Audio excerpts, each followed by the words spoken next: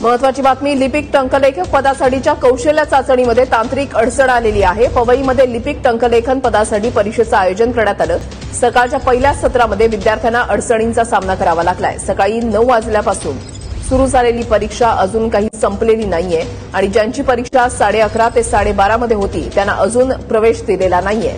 परीक्षा केंद्राबाहेर विद्यार्थ्यांची एकच झुंबड उडाल्याचं पाहायला मिळत आहे। मयुरेश जाधव आमचे प्रतिनिधी या संदर्भातली अधिक माहिती देतील। मयुरेश,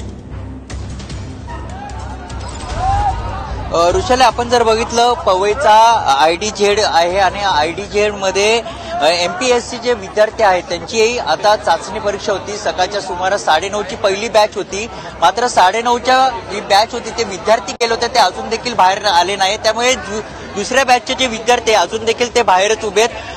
अजूनपर्यंत आयोगाने असेल किंवा आतून कुठल्याही प्रकारची कारणं अजून सांगितली नाही की काय तांत्रिक अडचण आलेत। मात्र या ठिकाणी जर बघितलं महाराष्ट्रामधून तब्बल 3 ते 2,000 विद्यार्थी या ठिकाणी आले आहेत। त्यांची परीक्षा अजून देखील झाली नाही, त्यामुळे या परीक्षेच्या बाहेर तात्काळ या ठिकाणी उभे आहेत।